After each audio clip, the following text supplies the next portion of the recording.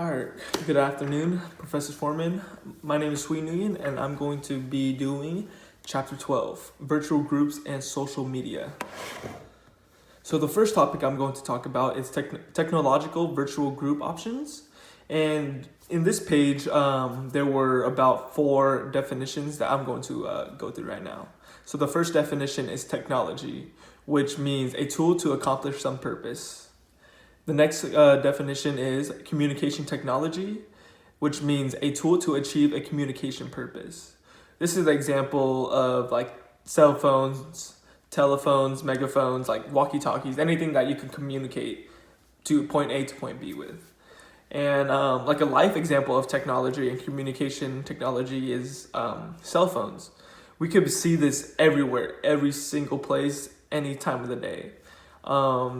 Like you could go to Target and you could see everybody using a phone or any kind of communication device, And the last definition is virtual groups is composed of members who interact in the means of technology, which also means like they operate through the internet. So the next topic I'm going to talk about is text messaging and how it's gone high tech.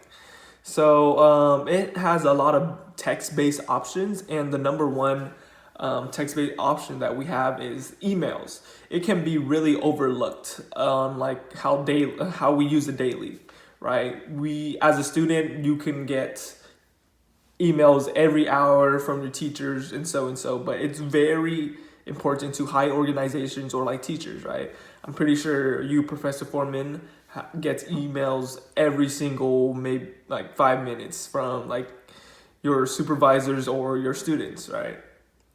But emails have been become less popular towards teens because they have more social media and text messages, right? Which I'm going to go through next. And so text only messages, phone text messages, are not just restricted to emails, and smartphones messages and instant messaging has become extremely popular throughout the years because of the creation of the cell phone and the internet and Wi-Fi. It's been so much easier to just open up your messaging app, and just send a text. It's way faster and simpler than sending an email. And the positive of text messaging is it keeps in a constant contact, like a person can reply to the text messages in like 1 second, but within an email, you have to write the subject and such, So the next topic I'm going to talk about is audio conferencing, voice-only technology.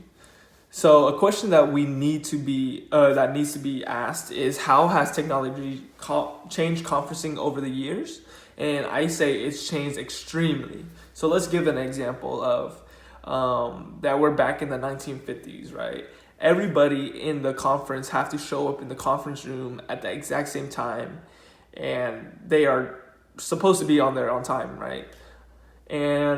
But now we can be in anywhere parts of the world. Like for example, Professor Foreman, you're in like Mexico, let's just say, and I'm in Tokyo, and my classmates are in like any place in the world, right? But we can still keep in contact at the same time in different areas and different time zones, and that's why it's so convenient. That's how it has changed over the years.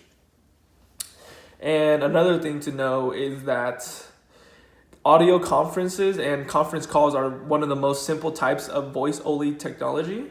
And the pros of audio conferencing is that it's extremely easily accessed, and 93% has deemed it beneficial, and allows individuals to conduct a joint meeting. Like I said, they can join in the same meeting near the same time, or at the same time, but at different places, And that one thing to remember is that teleconference is simply not a phone conference, but it's the purpose is to conduct the meeting. So the last thing I'm going to talk about is video conferencing, sight and sound. So the pros of video conferencing is that 84% has deemed it beneficial, and like audio conferencing, video conferencing is very easily accessed. I'm pretty sure all you need is just internet access and like any app to use, and boom, there you have your video conferencing. And it helps people that cannot meet in person, and it saves travel time and expenses, and can be used in different places and time zones. Like I said, like with the internet, everything is 100 times easier, right? You don't have to be in the same place, in the same area to have the same meeting, You can be any parts of the world and have that meeting. And an example of this is Zoom meetings. I'm pretty sure all students from any age has been using Zoom for the past quarantine time, They've been using it to have lectures and such. And that's why it's so important and easy access. And that is all for my presentation. Thank you.